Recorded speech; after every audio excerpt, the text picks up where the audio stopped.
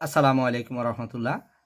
প্রিয় ভিউয়ার্স, প্রিয় ইমানদার মুসলমান ভাই বোনেরা, যে যেখান থেকে এই ভিডিওটি দেখছেন আপনাদের সবাইকে স্বাগত শুভেচ্ছা জানাচ্ছি আমাদের এমআরএস টিভি ভারত চ্যানেলের পক্ষ থেকে। আজকে আপনাদের সাথে শেয়ার করব 168 নম্বর ভিডিও। 168 নম্বর ভিডিওর ভিতরে একটি হাদিস আপনাদেরকে পড়ে শোনাচ্ছি। আপনারা শুনবেন সবাই আমলের নিয়তে, আমিও পড়ছি আমলের নিয়তে। হযরত আবু সাঈদ কুদরি রাদিয়াল্লাহু তাআলা আনহু থেকে বর্ণিত, রাসূলুল্লাহ সাল্লাল্লাহু আলাইহি সাল্লাম বলেছেন, আমি কি তোমাদেরকে এমন জিনিস বলে দেব না যার মাধ্যমে আল্লাহ তাআলা গুনাহসমূহকে ক্ষমা করে দেন। রাসূলুল্লাহ সাল্লাল্লাহু আলাইহি সাল্লাম বলতেছেন, তোমাদেরকে কি আমি এমন একটি জিনিস বলে দেব না যার মাধ্যমে আল্লাহ তাআলা তোমাদের গুনাহগুলোকে ক্ষমা করে দিবেন এবং নেকিসমূহকে বৃদ্ধি করে দেবেন। গুনাহগুলো ক্ষমা করে দিবেন এবং নেকি বৃদ্ধি করে দিবেন। সাহাবারা রাদিয়াল্লাহু তাআলা আনহুরা আরজ করিলেন, হে আল্লাহর রাসূল, নিশ্চয়ই বলে দেন। তিনি বললেন, মনের অনিচ্ছা সত্ত্বেও যেমন শীতের মৌসুমে ভালোভাবে অজু করা। মনের অনিচ্ছা সত্ত্বেও হারে অজু করতে মন চাচ্ছে না, অনেক শীত, একটু গরম পানি দিয়ে অজু করি, গরম পানিও নাই, কিন্তু নামাজ তো পড়তে হবে।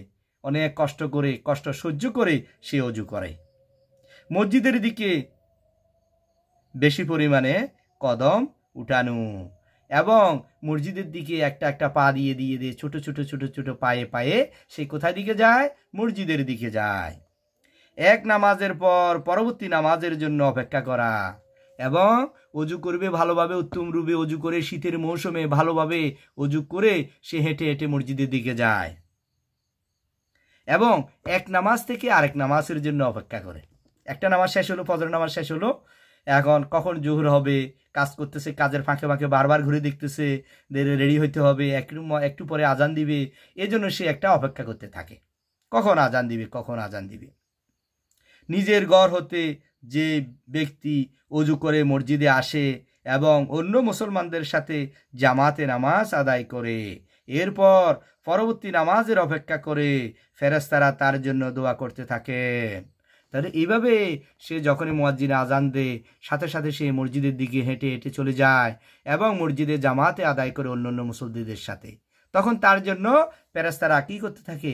ফেরেশতারা দোয়া করতে থাকে, প্রার্থনা করতে থাকে আল্লাহর কাছে, হে আল্লাহ, এ ব্যক্তিকে ক্ষমা করে দেন। ফেরেশতারা হচ্ছে নিষ্পাপ, ফেরেশতাদের কোনো গুনাহ নেই।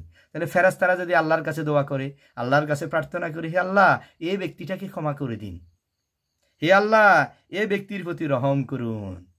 সুবহানাল্লাহ। এই হাদিসটি এসেছে ইবনে হিব্বান 2/127 নম্বর হাদিস। এই ইবনে হিব্বান এই গ্রন্থে হাদিসটি বর্ণনা করা হয়েছে।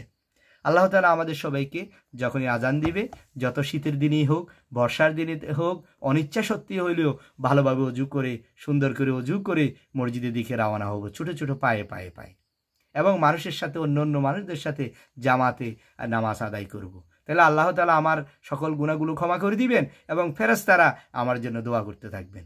সুবহানাল্লাহ। আল্লাহ তাআলা আমাদের সবাইকে এই হাদিস অনুযায়ী আমল করার তৌফিক দান করুন। আমিন। আসসালামু আলাইকুম ওয়া রাহমাতুল্লাহ।